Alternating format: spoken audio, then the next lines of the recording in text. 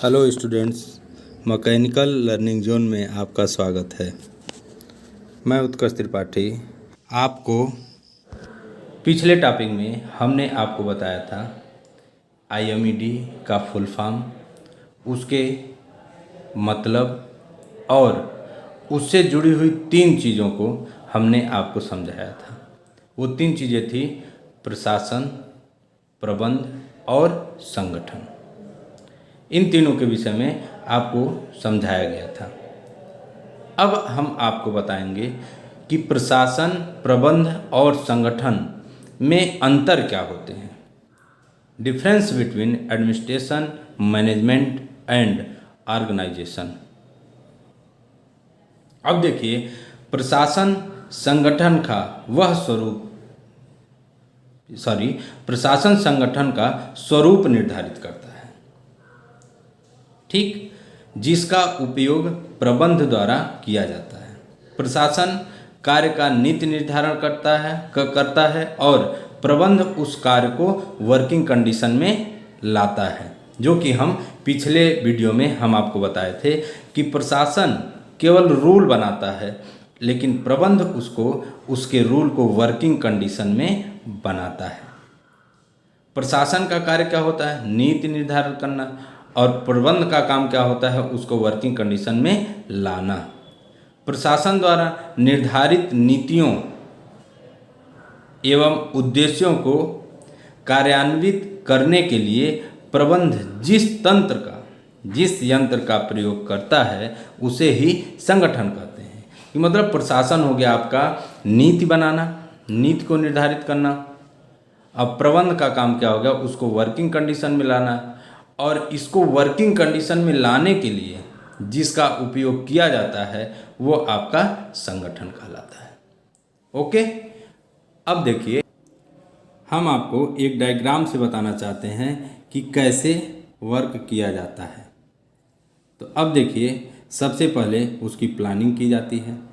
ये मैनेजमेंट के काम हैं। सबसे पहले उसकी प्लानिंग की जाती है कि काम को कैसे किया जाए, कितने दिन में कंप्लीट करना है, क्या क्या आवश्यकता है, ये सारी चीज़ें प्लान करने के बाद फिर सारी चीज़ों को संगठित किया जाता है या ऑर्गेनाइज किया जाता है, कैसे कैसे क्या करना है उसका निर्देशन किया जाता है, या उसके लिए डायरेक्शन दिया जाता है कि इस काम को ऐसे किया जाए, यहाँ पे ऐसे किया जाए, यहाँ पे, और उसके बाद लास्ट में कंट्रोलिंग की जाती है, और कंट्रोलिंग के बाद आपका वो प्लान कंप्लीट हो जाता है। धन्यवाद। हेलो स्टूडेंट्स, हमारे YouTube channel mechanical learning zone में आपका स्वागत है। मैं उत्कर्ष त्रिपाठी आज आपको 5th semester 3rd year 5th semester में आपका एक सब्जेक्ट है IMED के बारे में बताने जा रहा हूँ। तो स्टूडेंट्स, IMED का सबसे पहले जानिए फुल फॉर्म क्या होता है। जनरली IMED कहते हैं, लेकिन इसका फुल फॉर्म है industrial management and entrepreneurship development. अब industrial management and entrepreneurship development में आप ये देखिए कि इसका हिंदी का अर्थ क्या होता है, या इसका हिंदी मतलब क्या होता है। तो इंडस्ट्रियल का मतलब हो गया आपका औद्योगिक, मैनेजमेंट का मतलब प्रबंध, एंड एवं हो गया, एंटरप्रेन्योरशिप का मतलब होता है उद्यमिता, और लास्ट आपका है डेवलपमेंट, जिसका मतलब होता है विकास। अब हम आपको बताना चाहेंगे एक एक वर्ड का कि औद्योगिक का मतलब आप जान ही रहे हैं, उद्योग, कंपनी या इंडस्ट्री, ये हो गया आपका औद्योगिक। और दूसरा है आपका मैनेजमेंट या प्रबंध। प्रबंध का मतलब ये होता है, या मैनेजमेंट का मतलब होता है मैनेज करने वाला, उनकी सारी एक्टिविटी को मैनेज करने वाला।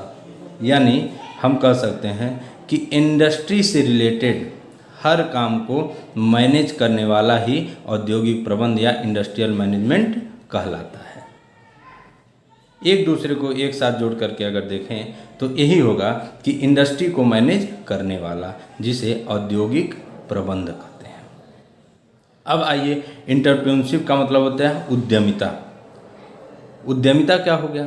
तो उद्यमिता देखिए, उद्यमिता वह प्रक्रिया है जिसमें उद्यमी मतलब उद्योगों को चलाने वाले, तो उद्यमी अवसरों की खोज करते हैं और उनमें इनोवेशन के द्वारा नया काम करते हैं। इनोवेशन का मतलब होता है नई नई चीज़ों का, नई नई तरीक़ों का, नए नए टेक्निक का प्रयोग करके किसी कंपनी को चलाना या किसी कंपनी का विकास करना।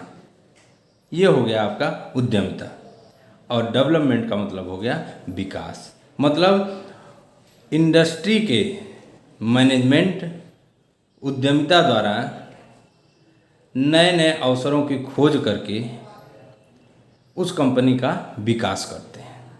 ये हो गया आपका industrial management and entrepreneurship development, जिसे हम शॉर्ट फॉर्म में IMED कहते हैं। अब इसमें तीन भाग बहुत मेन होते हैं जिनके विषय में हमें जानना बहुत ज़रूरी होता है। उसमें पहला होता है आपका प्रशासन, इंग्लिश होती है एडमिनिस्ट्रेशन, दूसरा होता है मैनेजमेंट या प्रबंध, और तीसरा होता है आपका संगठन या ऑर्गेनाइजेशन। अब हम सबसे पहले ये जानें कि ये तीनों चीज़ें होती क्या हैं। तो अब आप देखिए कि प्रबंध क्या होता है या मैनेजमेंट क्या होता है। तो प्रबंध केवल निर्णय करने तथा मानव की क्रियाओं पर नियंत्रण करने की विधि है जिससे कि निर्धारित लक्ष्यों की प्राप्ति हो सके। अभी डिटेल एक साथ हम मर्ज करके बताएंगे तो डिटेल समझ में आ जाएगा। तो प्रबंध क्या करता है? निर्णय लेता है और मानव की जो एक्टिविटी होती हैं या काम करने वाले लोगों की जो एक्टिविटी है उनको कंट्रोल या नियंत्रित करता है, जिससे जो लक्ष्य है, जो निर्धारित लक्ष्य है कंपनी का, उसको पूरा किया जा सके या उस लक्ष्य की प्राप्ति हो सके। दूसरा, अब आप देखिए प्रशासन।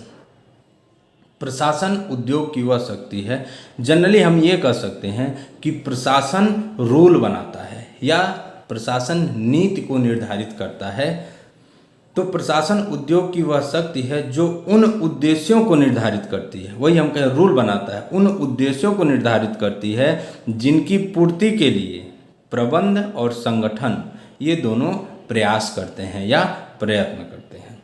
तो इसका मतलब ये हो गया क्या? प्रशासन रूल बनाएगा, प्रबंध उसको एक्टिव फॉर्म में लाएगा या उसको वर्किंग कंडीशन में लाएगा, और संगठन जो होता है, संगठन के लिए आप सिंपल भाषा में समझिए कि किसी सामान्य लक्ष्य की प्राप्ति के लिए एक साथ कार्य करने वाले व्यक्तियों के रचनात्मक संबंध ही संगठन कहलाते हैं। कि मतलब आप देखिए, किसी भी व्यवसायिक संगठन है, इंडस्ट्रीज है, तो उसमें सामान्य जो लक्ष्य हैं उनकी प्राप्ति के लिए ये संगठन काम करता है। या हम कह सकते हैं संगठन प्रबंध का वह तंत्र है जिसे प्रशासन द्वारा निश्चित किए गए लक्ष्यों की प्राप्ति के लिए प्रयोग में लाया जाता है या उपयोग में लाया जाता है। अब आप समझिए दूसरी भाषा में कि प्रशासन, या सिंपल भाषा कह सकते हैं प्रशासन, प्रबंध और संगठन क्या होते हैं। अब जैसे किसी इंडस्ट्री में मान लीजिए किसी प्रोडक्ट का ऑर्डर आया कि 100 प्रोडक्ट 2 दिन के अंदर बना करके किसी को देना है। तो अब प्रशासन क्या करेगा? उसको अपने अंडर में काम करने वाले मैनेजमेंट को हैंड ओवर करेगा कि आप इसको देखिए। मैनेजमेंट क्या करेगा? पहले ये देखेगा कि हमारे पास जो सिस्टम है, क्या उस सिस्टम के अंतर्गत हम 100 प्रोडक्ट 2 दिन के अंदर बना सकते हैं या नहीं बना सकते हैं। जैसे उतने रॉ मटेरियल हैं या नहीं है, मशीनें हैं कि नहीं, मैन पावर है या नहीं, ये सारी चीज़ें देख करके फिर वो आगे इसको संगठन को भेज देगा। संगठन क्या करेगा? अपने अंडर में काम करने वाले कर्मचारियों के साथ मिल करके इनके और इनके उद्देश्यों को पूरा करेगा। जैसे कि पहली परिभाषा देखिए संगठन की, किसी व्यवसायिक संस्था के सामान्य उद्देश्यों की प्राप्ति के लिए उत्पत्ति के विशिष्ट साधनों के मैत्रीपूर्ण संयोजन को ही संगठन कहते हैं। तो इनका मतलब हो गया कि रोल बनाना, इनका मतलब हो गया कि उस कार्य को प्रबंध का मतलब कि उस कार्य को वर्किंग कंडीशन में लाना, और तीसरा संगठन का मतलब हो गया कि अपने साथ काम करने वाले कर्मचारियों से मिल करके उस काम को कंप्लीट करवाना। धन्यवाद।